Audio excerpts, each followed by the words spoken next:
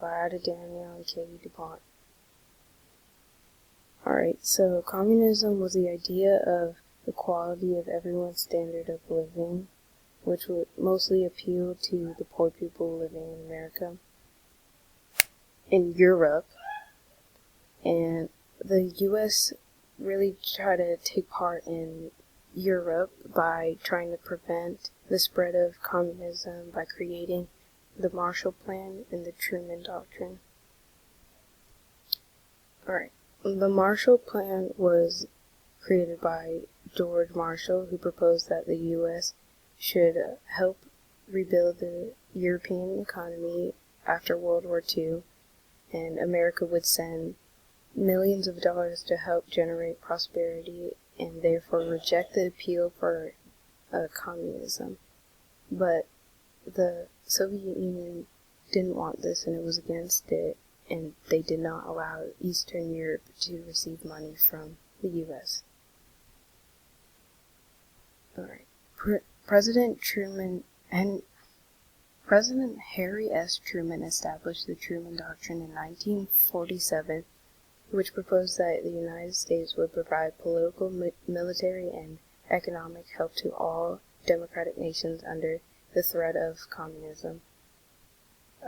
The Truman Doctrine basically said to give both military and economic aid instead of the Marshall Plan, which meant to improve the economies of the country in Europe.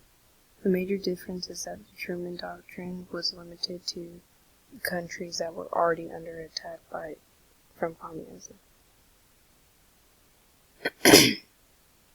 Senator Joseph McCarthy was a very powerful senator who accused 205 men in the State Department of being communist. He investigated and put several people on trial who he believed were communists. After a while, many people finally realized that he was being irrational and he lost all of his credibility. McCarthy, having all this power to put people on trial because he thought they were communists, only shows how scared the Americans were of the spread of communism in the nation. Alright, in 1921, China joined the Communist Party under the rule of Mao Zedong, who developed Maoism, which was the Chinese interpretation of communism. The followers of Mao, or Maoists, began to participate in communist traditions, which led to the Cultural Revolution and the Great Leap Forward. Both these events ended in many deaths of the Chinese and the enemies of the Chinese people. During the Cultural Revolution, Mao took power over many enemies while killing millions of people. The Great Leap Forward resulted in many deaths due to starvation. But the U.S. wanted to stop all these events from ever occurring again and in other countries, and to stop communism from spreading.